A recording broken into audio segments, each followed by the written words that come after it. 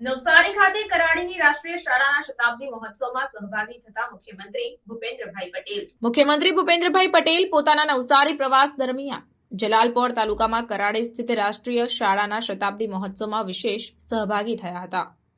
ઉપસ્થિત સૌને વસંત પંચમીની શુભકામનાઓ પાઠવીને મુખ્યમંત્રી ભૂપેન્દ્રભાઈ પટેલે માં સરસ્વતીની આરાધના કેન્દ્ર એવા કરાડી ગામની રાષ્ટ્રીય શાળા ભારત વિદ્યાલયના શતાબ્દી મહોત્સવમાં સહભાગી થવાની તકને ગૌરવશાળી ગણાવી।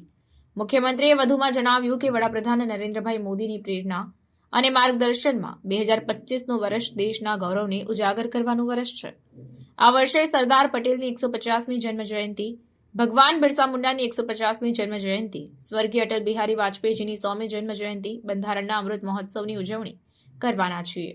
ત્યારે દેશની સ્વતંત્રતાના ભવ્ય ઇતિહાસના ગૌરવને ઉજાગર કરતી કરાડીની આ રાષ્ટ્રીય શાળાનો શતાબ્દી મહોત્સવ પણ આ વર્ષે ઉજવાઈ રહ્યો છે, તે સુભગ સંયોગ છે। નમક સત્યાગ્રહ માટે દાંડીની પસંદગીમાં કરાડી ગામના ચાવીરૂપ ફાળાની વાત કરતા શ્રી પટેલે જણાવ્યું હતું કે કરાડી ગામ સ્વતંત્રતા સંગ્રામનો એક મહત્વપૂર્ણ પડાવ છે। ઉલ્લેખનીય છે કે કાર્યક્રમના પ્રારંભે મુખ્યમંત્રી સહિતના મહાનુભાવોએ ભારત વિદ્યાલયની ભવ્ય વારસા સહિતની યશગાથાને વર્ણવતા પુસ્તકનું વિમોચન કર્યું હતું।